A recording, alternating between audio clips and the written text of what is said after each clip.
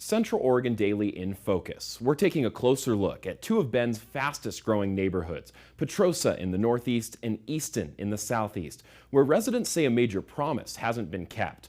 Both were marketed as complete communities, built around walkability and anchored by commercial hubs. But today those commercial centers haven't been built, and in one of the neighborhoods, half of it's already been rezoned into affordable housing.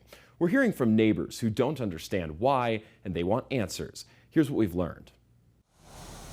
Petrosa and Easton were designed years ago as master-planned communities, neighborhoods where your family could live, work, shop, learn, and play, all without leaving your area of Bend.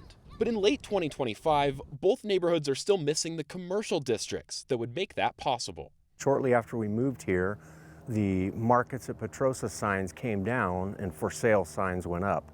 And at that point, the residents of the neighborhood were really concerned. Sean Rayleigh and his wife moved into Petrosa in 2023 after seeing renderings of the markets at Petrosa featuring a walkable shopping center. There was great reasons to buy here with what they were presenting, and it was everywhere. It was in their marketing, it was on their website.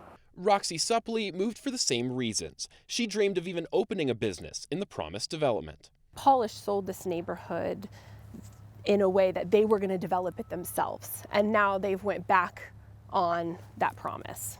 And now Pahlisch is speaking out for the first time on camera about this issue to us. Our plans were always to partner with somebody to build that commercial space because that's just not something in our expertise. How can Pahlisch say that it's ethical to sell homes using these renderings that they were showing prospective home buyers at that time, making it seem like this was sort of a done deal as part of the master plan package? Things happen. The economy happens. We had COVID hit. We had a lot of things that just changed the landscape of that. Everything on the front end of that had full and 100% intentions of doing that. But then the things that we can't control end up coming into play, and you have to make decisions based on that. You look at when these homes were sold in 2023. You're saying COVID had a significant enough impact since those homes were purchased to change Pahlisch's plans on the ground for that commercial area. All I can say is that you go through the feasibility process on this, and then whatever happens in that feasibility process, you have to make decisions on what is in the best interest of not only that property, but then also in the best interest of the investors. On the other side of town, Easton neighbors are dealing with the same lack of commercial, but construction is happening here. Half of their commercial land was recently rezoned as affordable housing following a state House bill allowing the change. I would almost say false advertising, false marketing.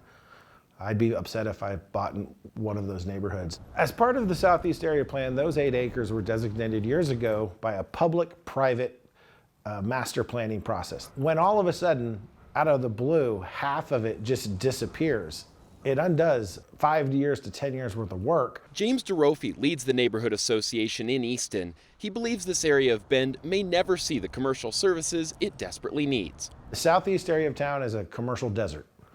There is essentially none. The unintended consequences allowed this commercial to basically, at this point, be cut in half, and there is a very strong possibility it will entirely disappear. If you really looked at the acreage that's left over, even if that affordable housing goes through, that leftover acreage shows a huge commercial space.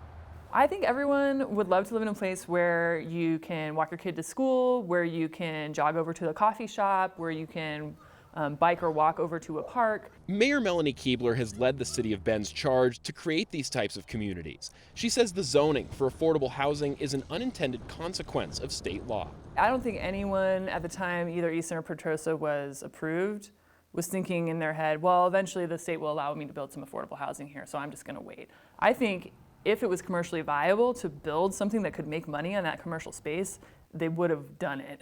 But if Pahlisch Homes chooses a new developer for an affordable living complex or sells the commercial land, as it did near Petrosa, the city doesn't get a say. They may be saying we plan for XYZ. That's not required by the land use that we've set down. We set the table, and then they sort of build out of that. Whatever Pahlisch planned for, homeowners believe it doesn't match what buyers were shown. It's happened not only in Petrosa to the citizens of Northeast Bend, but the exact same thing in Easton to the citizens of Southeast Bend.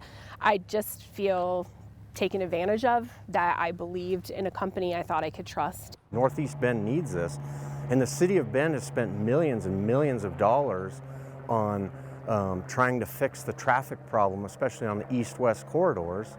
And so having a complete community helps solve some of that. But instead, we're going to continue to have to drive across town. Currently, you have to drive 2.6 miles from Petrosa to the nearest grocery store. From Easton, it's 2.5 miles.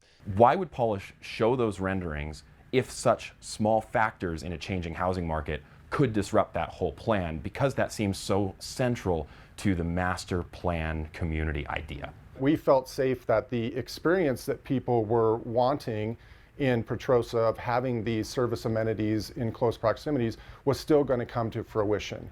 Pahlisch says homeowners' patience will pay off. That's still the intentions. The intentions are still to provide those services for people that live within that proximity. It's just a matter of that timing and when that becomes financially feasible for a commercial tenant to say, yep, now we have enough population in a general area that it makes sense for us to now look at that space and to occupy it.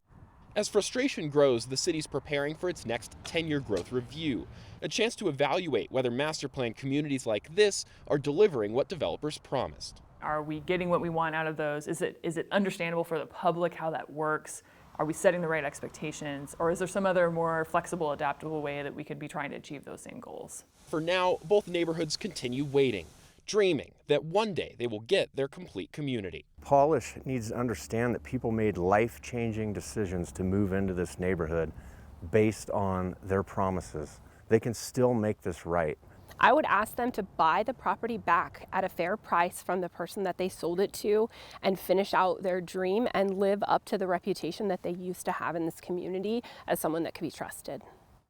Pahlisch Communications Manager Jason Myrie says any homeowners with concerns can reach out to him via email. For his contact or to watch the full interview with Pahlisch Homes, visit the web version of this story on centraloregondaily.com. The city's upcoming growth review could bring changes to how these master plans work, and both neighborhood groups say they intend to be at the table to make sure these promises are kept. Peyton Thomas, Central Oregon Daily News.